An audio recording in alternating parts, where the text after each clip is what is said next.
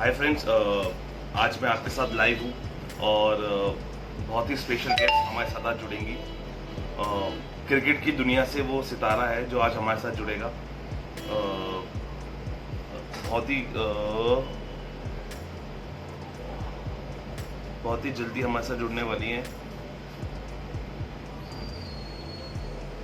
बहुत ही talented star हैं, cricket से उनका बहुत लगाव है, क्रिकेट की दुनिया से ही हैं। बस अभी कुछ देर में आपके साथ सबके सामने रूबरू होंगी। हाय अंजुम जी, बहुत बहुत स्वागत है आपका। शुक्रिया, thank you so much. Anjum ji, बहुत सारे फैंस आपके हमारे साथ आज जुड़ेंगे और आपकी फैन फॉलोइंग माशाल्लाह बहुत बड़ी है। आप कमाल का क्रिकेट खेलती हैं और सदा हमेशा हमारे दिल में रहेंगी, क्योंकि क्रिकेट का जो प्रेम है इंडिया में वो किसी से छुपा नहीं है। तो सबसे पहले अंजुम जी, मैं आपसे ये पूछना चाहूंगा कि जब 9 साल की थी आप, बहुत कम लोग जानते हैं ग्राउंड पे आपने पैर रखा था, 9 साल की थी, तो पता लग गया था पेरेंट्स को कि हाँ अब ग्राउंड से इसका वास्ता जुड़ने वाले सदा सदा के लिए? कोशिश तो यही थी और इसीलिए लेकर गए थे, बट उस समय जब 9 वर्ष की थी तब ये तो नहीं पता था कि सदा सदा के लिए जुड़ने वाला है। पर ये आई थिंक एक कोशिश थी, एक साधन था एनर्जीज का इस्तेमाल करने के लिए, और मे बी एक उम्मीद थी कि अगर ये चीज अच्छी चल गई और हो गया तो कम से कम एक राह मिल जाएगी आगे चलने के लिए। और उस समय इतना नहीं पता था कि जिस पायदान पे आज जो मिस क्रिकेट खड़ा है कि इस पायदान पे खड़ा होगा, पर उम्मीद थी शायद कि कुछ कर लेंगे, छोटे ही थे। अंजुम जी, पहला क्रिकेट जैसे मैं पढ़ रहा था आपके बारे में, फर्स्ट मैच आपने कॉलेज में खेला था। 17 साल की थी आप जब आपने क्रिकेट ज्वाइन किया था, लेकिन उससे पहले आप कॉलेज के टाइम से क्रिकेट खेलती आ रही हैं। मैं स्कूल के टाइम से क्रिकेट खेलती भी आ रही हूँ, क्योंकि कॉलेज तो बहुत देर बाद गए थे ना, बीच में स्कूल भी था। तो ये था कि शुरुआत में फ्रेंडली मैचेस खेलते थे, पर शायद आप जिस चीज का जिक्र कर रहे हैं वो है इंडियन टीम से खेलने का। तो हाँ जी, आपकी बात बिल्कुल सही है कि जब मैं इंडियन टीम में पहला मैच खेली थी तो तब मैं अपने कॉलेज पहुंच चुकी थी, Saint Stephen's college. First year के एग्जाम्स नहीं दिए थे, लेकिन I was in college at that time. एक सबसे महत्वपूर्ण सवाल आपसे जानना चाहूंगा कि आजकल जो पड़ोसी होते हैं ना हमारे, वही हमारे घर का जो डिसीजन है ना वो ही तय करते हैं कि उसने ऐसा कर लिया, उसने वैसा कर लिया, उसके बच्चे ने ऐसा कर लिया। लेकिन आपको क्या लगता है कि अब कितना डिसीजन मेकर हो गई है फैमिली? अब किसी दूसरे को देख के नहीं, अपने बच्चे को, टैलेंट को देख के आगे बढ़ा जा रहा है और खेलों की तरफ बहुत ज्यादा ध्यान दिया जा रहा है। देखिए, ये तो कहना मुश्किल है कि कौन सी फैमिली में क्या जो सिचुएशन है उनके अनुसार कौन क्या करना चाहता है, कैसे चलते हैं, वो कहना तो मुश्किल है, क्योंकि सभी की सिचुएशन समान नहीं रहती और हर घर में अलग अलग चीजें हैं जो देखने के लिए रहती हैं। पर ये जरूर है कि प्रोत्साहन पहले से ज्यादा मिलने लगा है, और प्रोत्साहन के साथ साथ जो है वो थोड़ी सी आशाएं भी ज्यादा बढ़ गई हैं।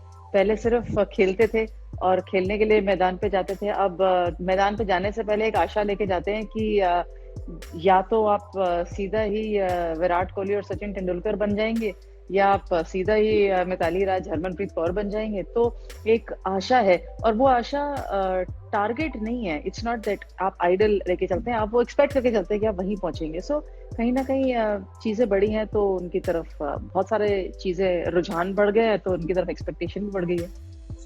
अंजुम जी, आपका जो घर का माहौल है बहुत ही इंटरेस्टिंग रहा। फादर गोल्फर रहे, उसके बाद थोड़ा बैडमिंटन की तरफ भी उन्होंने ध्यान दिया, और जो आपकी जो मदर है वो कार रेस में थी, और आप खुद एक क्रिकेटर हैं, भाई भी क्रिकेट में था। तो कैसा माहौल रहा शुरू से, क्योंकि बहुत सारे ऑप्शंस थे आपके पास अपनाने के लिए? खेल का माहौल ही था सौरभ, क्योंकि सभी खेलते थे और चाहते भी थे कि कहीं ना कहीं खेल से जुड़े। और जब हमने ग्राउंड पे कदम रखा था तब स्पोर्ट्स था। मेंस इंडियन टीम 1983 का विश्व कप जीत चुकी थी, उसके बाद ही इतना ज्यादा क्रिकेट और प्रोत्साहन मिला क्रिकेट को, या बहुत ज्यादा एक फॉलोइंग मिल गई। तो जब मैंने ग्राउंड पर कदम रखा था तब वुमेन्स क्रिकेट इतना ज्यादा फेमस नहीं था, लेकिन क्रिकेट जरूर फेमस था और मेरे घर में खेलते भी थे सभी लोग। तो कहीं ना कहीं वही एक उम्मीद थी। बाकी जैसे चलते जाते हैं आप आगे देखते जाते हैं। आपसे एक सवाल और जानना चाहूंगा कि जिस तरीके से जो इंडियन मेल टीम है, जो क्रिकेट टीम है, उनको बहुत सारा प्रोत्साहन दिया जाता है और बहुत सारे मैचेस में हम देखते हैं कि उनको दिए जाते हैं अवसर। आपको लगता है कहीं ना कहीं जो इंडियन वुमेन टीम है उनको इतना मौका नहीं दिया जा रहा है, या कहीं ना कहीं थोड़ा सा लेग डाउन हो रहा है वुमेन्स क्रिकेट टीम? अब तो खैर सौरभ ऐसा नहीं कहना चाहिए कि लेट डाउन हो रहा है, क्योंकि मौके तो मिल रहे हैं। देखिए मौके भी ना जो ऐसा नहीं होता कि आप जितने मेंस क्रिकेट की पॉपुलैरिटी है या जो उनका स्टेटस है वर्ल्ड क्रिकेट के अंदर, वो इमीडिएटली वुमेन्स क्रिकेट को मिल जाएगा। धीरे धीरे मेन ने भी 1983 विश्व कप जीता, उसके बाद हर चीज बदल गई। 2011 का विश्व कप जीता, और ज्यादा चीजें बदल गई। तो वो धीरे धीरे 2007 बीच में था तो वो बिल्कुल पता ही नहीं था कि यार T20 कैसे होता है। तो आई थिंक जिस तरीके से मेंस क्रिकेट ने भी अपना कदम बढ़ाते चले आगे आगे, वैसी ये अच्छी चीज है कि ऑलरेडी क्रिकेट हमारे देश में लोकप्रिय है। तो कम से कम यहाँ पे लोगों को ये बताने की जरूरत नहीं है कि देखिए क्रिकेट देखिए कोई नई सी गेम है। सिर्फ ये है कि अगर अच्छा प्रदर्शन करती रहेगी टीम और जैसे वुमेन्स क्रिकेट की तरफ भी तवज्जो दिया जाता है, और इसमें कोई दोराय नहीं है। अगर आपकी एसोसिएशन चेंज होती है, एक बड़ी एसोसिएशन आती है, बड़ी बॉडी आती है, कुछ टीथिंग इश्यूज होते हैं, लेकिन उसके बाद एक सिस्टम है जो ऑलरेडी चल रहा है। जैसी वो सिस्टम आपके वुमेन्स क्रिकेट के अनुसार या मर्ज करते हैं या जैसे भी अनुकूल चलने लगता है, तो वो प्रोत्साहन तो मिलेगा ही मिलेगा। At the end of the day है तो कंट्री की टीम ही ना। ये है कि अगर रिजल्ट्स मिल जाते हैं तो सपोर्ट और फैसिलिटीज वो और ज्यादा जल्दी मिलने लग जाती हैं। तो रिजल्ट ओरिएंटेड जब भी रहेंगे तो हमेशा एक जो एक ग्राफ है वो ज्यादा जल्दी ऊंचा जाएगा। लेकिन कहीं ना कहीं आपको लगता नहीं कि सैलरी डिस्पैरिटीज है इंडियन? मैं इसको डिस्पैरिटी नहीं मानती। I think everything is related to performance and हाँ है क्यों, और रहेगी भी। आज की डेट में रहेगी, लेकिन जैसा मैंने अभी बोला ना कि अगर आप अच्छा करते जाएंगे और सक्सेसफुल होते जाएंगे तो यकीनन ये सैलरी कैप बढ़ता जाएगा। पहले तो कुछ भी नहीं मिलता था जब मैंने खेलना शुरू किया था, या मेरे से पहले जो खेलते थे उनको तो कुछ भी नहीं मिलता था। जब मैंने खेलना शुरू किया तो कहीं ना कहीं TADA मिलता था या छोटी छोटी मैच फीस मिलती थी। आज की डेट में कॉन्ट्रैक्ट हैं, तो वो अब जो नेक्स्ट जनरेशन होगी मे बी उनके लिए फैसिलिटीज और भी अच्छी होंगी। और आपको लगता है कि गर्ल्स IPL को लेके भी बढ़ावा देना चाहिए, क्योंकि IPL स्टार्ट होने वाला है और बहुत सारी जो वुमेन टीम है, अगर हो जाए तो बहुत अच्छा है, क्योंकि बहुत सारी हम देख रहे हैं बहुत अच्छी लड़कियां हैं जो बहुत अच्छा कर रही हैं, और आपको देख के भी बहुत सारी लड़कियां प्रोत्साहन होती है। हम हरमनप्रीत कौर की कुछ बात करें जाए तो आपको लगता है कि हाँ अब एक स्टेज आगे जाना चाहिए और हाँ अब लड़कियों को वुमेन्स टीम का भी एक IPL होना चाहिए इसका? अगर हो जाए तो बहुत अच्छा, व्हाई नॉट। आई मीन एक और टूर्नामेंट होगा वुमेन्स क्रिकेट के लिए खेलने के लिए, और एक और इंटरनेशनल प्लेयर्स के साथ जो हमारी डोमेस्टिक प्लेयर्स है उनकी इंटरेक्शन बढ़ेगी। वो स्टैंडर्ड जो टीवी पे देखते हैं उससे ज्यादा अच्छा ड्रेसिंग रूम में शेयर करेंगे, उनको आइडिया लगेगा। सो अगर हो जाए तो बहुत अच्छा। तो बहुत सारे मैचेस से ये भी होता है कि इंटरेक्शन ज्यादा होता है, समझने का बहुत मौका मिलता है मैदान को, वेदर को बहुत समझने का मौका मिलता है, जिससे थोड़ी इजीएस्ट हो जाता है खेलना। या जब हम जाते हैं प्रैक्टिस भी अगर हम करें लगातार बाहर के पिचों पे तो थोड़ा सा तो हमें फायदा मिलता है उस चीज का। एब्सोल्युटली मिलता है। जितनी ज्यादा क्रिकेट खेलेंगे और जितना ज्यादा आप देखिए ग्राउंड में तो जाना ही पड़ेगा खेलने के लिए, रन बनाने के लिए तो पिच पे मौजूद रहना पड़ेगा। वो खिलाड़ी तो रन बना नहीं सकता जो पवेलियन के अंदर वापस आ जाता है। वही खिलाड़ी जो मैदान में खेल रहा है, चाहे वो फॉर्म में हो या आउट ऑफ फॉर्म हो, रन तो मैदान में खेलने से बनेंगे। सिमिलरली खिलाड़ी अगर ग्राउंड पे नहीं जाएगा तो फिर बेहतर खिलाड़ी कैसे बनेगा? घर में बैठ के विजुअलाइजेशन एक लेवल तक हो सकती है, लेकिन आप विजुअलाइजेशन करते करते आप सचिन तेंदुलकर जैसी बैटिंग करने लग जाए तो वो पॉसिबल नहीं है। प्रैक्टिस तो करनी पड़ेगी ना उनकी जैसी बैटिंग करने के लिए। अंजुम, आप फर्स्ट वुमेन कमेंटेटर हैं और 100 मैचेस खेलने वाली भी फर्स्ट लेडी है। आपको क्या लगता है कि कौन सी लड़की अब बेहतरीन कर रही है? और क्योंकि थोड़ा प्रोत्साहन मिलता है जब आप किसी के बारे में बात करें, उसके परफॉर्मेंस के बारे में बात करें, तो आपको क्या लगता है कि कौन कौन सी ऐसी लड़कियां जो बेहतर कर रही हैं अभी क्रिकेट?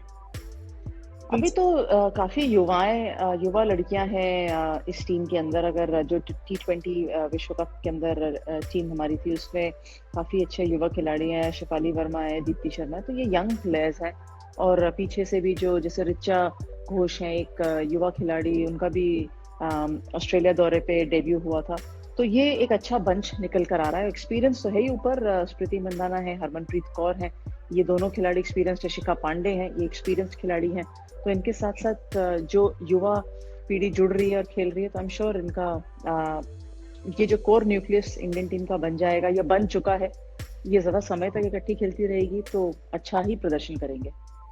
बिल्कुल अंजुम, एक बार मैं वीरेंद्र सहवाग से बात कर रहा था, उनका इंटरव्यू कर रहा था, तो मैंने उनसे पूछा था कि कभी आप रिटायरमेंट लेंगे तो आप क्या करेंगे। तो उन्होंने कहा कि रिटायरमेंट जब लूंगा जबकि अलग बात है, लेकिन मैं अभी भी ये चाहता हूँ कि इंडिया के अंदर बहुत टैलेंट है और मैं जगह जगह पे जाके, छोटे छोटे गाँव में जाके, छोटी छोटी जगहों पे जाके उन टैलेंट को चुनूं और उनको खेलने का मौका दूं। तो कुछ आप ऐसा सोचते हैं कि ऐसा कुछ होना चाहिए? अलग अलग प्रतिभाएं हैं इंडिया के अंदर, छोटे छोटे कस्बों में, जिनको खेलने का मौका नहीं मिल रहा, उनको जानना चाहिए, चुनना चाहिए और खेलने का मौका देना चाहिए। आई थिंक मौका देना चाहिए सौरभ, मैं मानती नहीं हूँ। आई थिंक मौका तो लेना पड़ता है। खिलाड़ी को तो घर से बाहर निकलना पड़ेगा बताने के लिए कि मैं खेलना चाहती हूँ या खेलना चाहता हूँ, और मैदान तक आना पड़ेगा। वहां पर जो भी फैसिलिटी रहेगी उसके आगे सिचुएशन बढ़ती जाएगी अगर खिलाड़ी खेलता रहेगा। तो ऐसे मैं समझ रही हूँ आप क्या कहना चाह रहे हैं कि मौका मिलना चाहिए। मौका तो देखिए आपको खुद लेना पड़ेगा जब आप मैदान पर आएंगे। लेकिन हाँ, अगर जैसे यंग बच्चे हैं या छोटी जगह से हैं जिनके पास थोड़ी सुविधाएं कम है, उनको अगर मदद की जरूरत है, तो आई थिंक कोई भी खिलाड़ी मदद के लिए मना नहीं करता, चाहे जिस भी स्तर का खिलाड़ी हो। आई थिंक ये तो एक साइकिल है। पहले हमसे सीनियर्स खेलते थे, फिर हम खेलते थे, हमारे जूनियर्स खेल रहे हैं और वो बहुत जल्दी उनके जूनियर्स खेलेंगे। तो ये तो एक साइकिल है जो चलता ही रहेगा। और अब बहुत टाइम से क्रिकेट बंद है, हम देख भी नहीं पा रहे हैं इंडियन क्रिकेट टीम को, चाहे वुमेन्स है चाहे मेंस है। तो आपको लगता है कि आप भी मिस कर रही हैं? नहीं, आजकल मैं तो टेस्ट मैच एंजॉय कर रही हूँ, इंग्लैंड और वेस्ट इंडीज का। तो उसके बाद एक और सीरीज शुरू हो जाएगी, तो कम से कम क्रिकेट देखने को तो मिल रहा है। ये बात जरूर है कि ज्वाइन नहीं कर सकते और खेल नहीं पा रहे उनके साथ, या पब्लिक कमेंट्री ग्राउंड से नहीं कर पा रहे, पर कम से कम ये जरूर है कि क्रिकेट देखने को मिल रही है। लेकिन आप मेरे से बिल्कुल सहमत होंगे कि एक बहुत पुरानी थी कहावत, हमारे मॉम डैड बोलते थे, पढ़ोगे लिखोगे बनोगे नवाब, खेलोगे कूदोगे बनोगे खराब। लेकिन अब शायद ऐसा नहीं है। अब जो खेल कूद रहे हैं वो भी नवाब बन रहे हैं, वो अच्छा प्रदर्शन कर रहे हैं, और माँ बाप कह रहे हैं कि हाँ, आप स्पोर्ट्स की तरफ रुझान बढ़ाए, जाओ खेलो और नाम रोशन करो इंडिया का। नहीं, अब माँ बाप कुछ और कह रहे हैं। अब ये कह रहे हैं खेलोगे कूदोगे बनोगे नवाब, सॉरी, पढ़ोगे लिखोगे बनोगे नवाब, खेलोगे कूदोगे बनोगे लाजवाब। Very nice. ये आपने एक नया टैग लाइन दिया है, और मैं इसको बिल्कुल ध्यान रखूंगा। और अपने फैंस को अंजुम जी क्या कहना चाहेंगे जो आपको देख रहे हैं? जुड़ते रहिए और देखते रहिए, सुनते रहिए। हम तो यही चाहेंगे कि हमारी रीच बढ़ती रहे और आप लोगों को हम अपनी बातों से एंटरटेन करते रहें। और प्रॉब्ली जिस तरीके से आप फॉलो करते हैं तो वो आपके लिए वर्थ हो, कि आपका समय हम खराब ना करें, और आपके लिए जिस तरीके से एंटरटेनमेंट और क्रिकेट की बातें करते हैं वो आपको एंटरटेन करते रहें। So how are you looking for IPL अब जो आने वाला है दुबई में? Keenly looking forward to it. बिल्कुल, बहुत एक्साइटमेंट है लोगों में। बहुत टाइम बाद एक अच्छा क्रिकेट भी होगा और लोगों की एक्साइटमेंट लेवल अप है। और हमसे जुड़ने के लिए बहुत बहुत शुक्रिया अंजुम जी। और हम ये चाहते हैं कि आप हमसे हमेशा जुड़ते रहिए, अपने फैन से रूबरू होते रहिए, और क्रिकेट की बहुत सारी बातें हम करेंगे नेक्स्ट टाइम जब हम जुड़ेंगे, जब क्रिकेट एक अच्छा देखने को मिलेगा। जरूर। Thank you for joining us. Thank you.